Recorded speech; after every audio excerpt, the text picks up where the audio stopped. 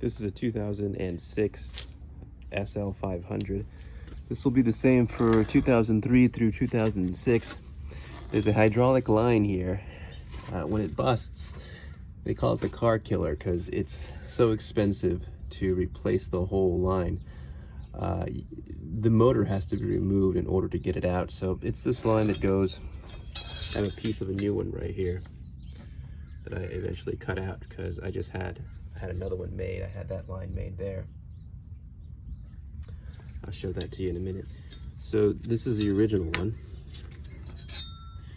and this, you know, you gotta route it through here, this little hole here, and eventually it goes all the way back through here, and it connects right in here, this area here.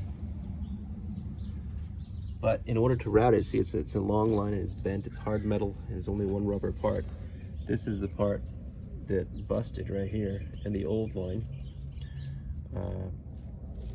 So what I didn't think about was not removing the whole line. I could have just left, this whole line. I could have left this line in. Could have left this line in here and cut it right about here.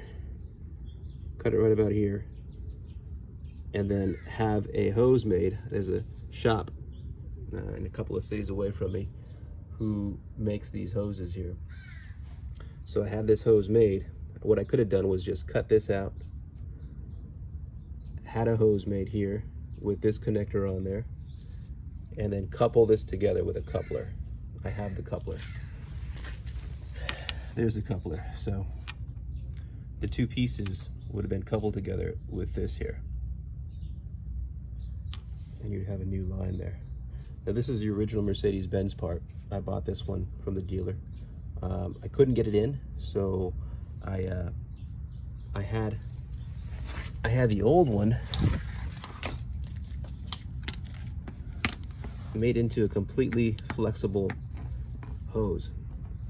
I believe this hose is over 5,000 psi, and this system runs at about 3,000 psi. So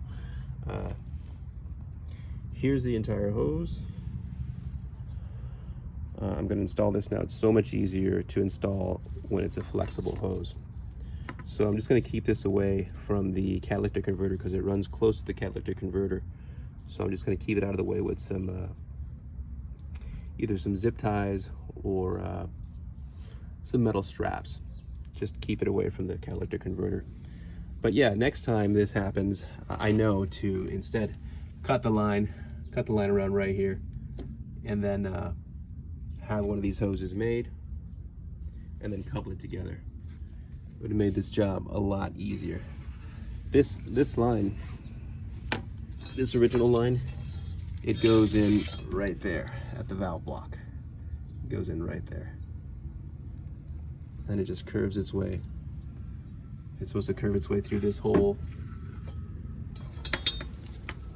and then down through the motor, down on this little sidewall here, this little firewall here, down through there, and then way down